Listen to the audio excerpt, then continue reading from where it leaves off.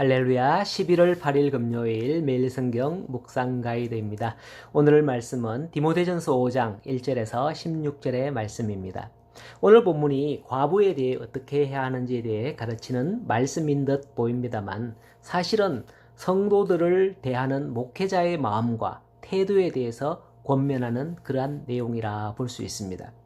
즉 늙은이에게는 아버지에게 하듯 하고 젊은이에게는 형제에 대하여 하듯, 그리고 늙은 여자는 어머니처럼 대하며 젊은 여자에 대하여서는 자매를 대하듯이 하라라는 것이죠. 한마디로 성도들을 대할 때 가족처럼 대하라는 것입니다.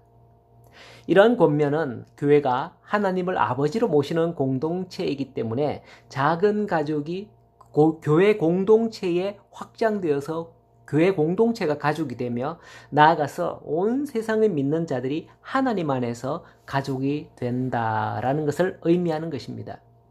그리고 바울은 3절에서 참 과부인 과부를 존대하라라고 하면서 과부에 대해 언급을 합니다.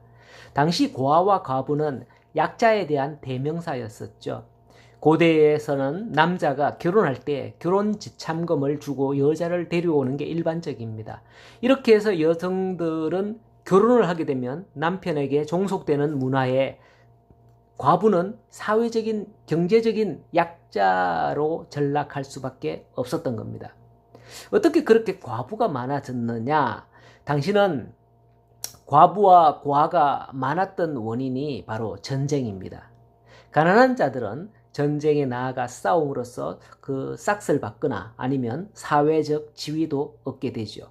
그런데 전쟁이라는 게 만만한 게 아니죠. 까딱 잘못하면 목숨이 오가는 곳입니다. 전쟁으로 말미암아 이제 홀로 남겨진 아내와 가족은 고아와 과부가 되어 갔던 것입니다.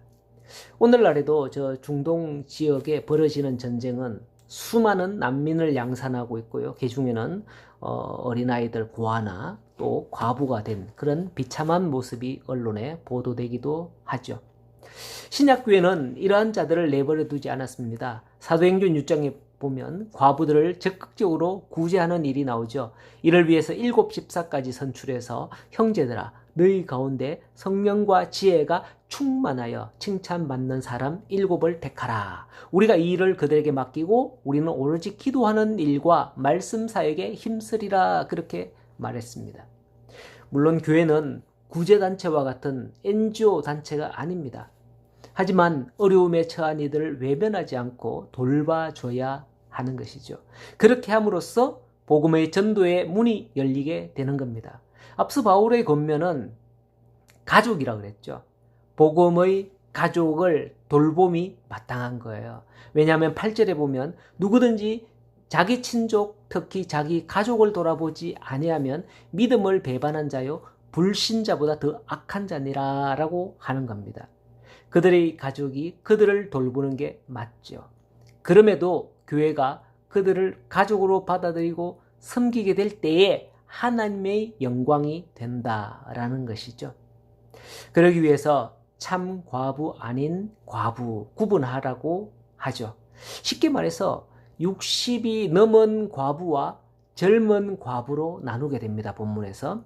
요즘에야 60 청춘이죠. 청춘인데 고대에 60이면 상당한 노년기라 할 수 있겠고요. 생계 수단이 전무한 상태라고 할 수 있을 거예요.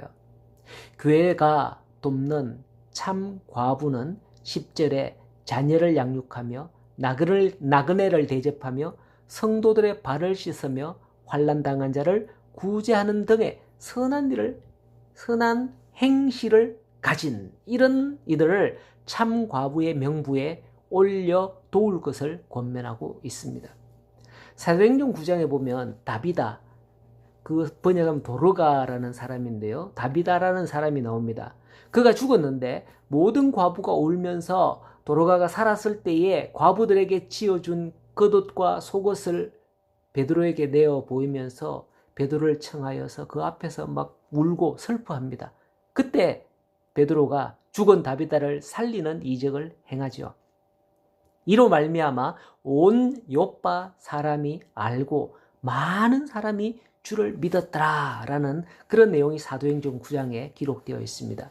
과부들에 대한 구제와 선행으로 말미암아 요파 시민들을 구원하는 역사가 있었던 겁니다. 하지만 바울이 경계합니다. 11절에 보면 젊은 과부지요. 성경은 과부의 재혼을 금하거나 정죄하지는 않습니다. 그런데도 바울은 젊은 과부에 대해서 11절에서 13절에 보면 그리스도를 배반하고 시집갈 자요 믿음을 저버려 정죄받을 자라, 이렇게 왜 그렇게 할까요? 그것은 여기에 언급된 젊은 과부는 어떤 자들을 가리키냐, 이걸 알아야 되는 겁니다. 평범한 과부가 아닌 명부에 기록된 자로서 하나님 앞에 서약하기를 다시 제가하지 않으며 저는 그리스도와 교회만을 위하여서 교회에서 섬기겠습니다 라고 서원한 젊은 과부들을 가리킵니다. 하지만 그렇게 했음에도 불구하고 새로운 남자를 만나 앞서 서약한 것을 저버리고 제가함으로써 헌신의 맹세를 어긴 자들을 가리킨다 라고 할 수 있죠. 이런 일들이 많았던 것으로 보입니다. 그리하여서 바울은 14절에 젊은이는 시집가서 아이를 낳고 집을 다스리라 라고 권면하고 있는 겁니다. 성도 여러분, 오늘 말씀은 사실 가족으로 시작했어요. 모든 이들을 가족으로 대하라 라는 것이죠. 하지만 가족에서 떨어져 나가 고통당하는 과부의 이야기에 본문이 치중했던 것을 볼 수 있습니다. 가족에서 끊어진 자가 얼마나 고통스러운지 알 수 있죠. 우리가 하나님을 아버지로 모시는 예수 그리스도 안에 한 가족이지 않습니까?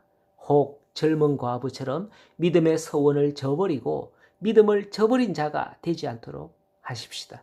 영적인 신랑 되신 예수님만을 바라보면서 나아가는 우리 모든 성도가 되기를 간절히 소원합니다.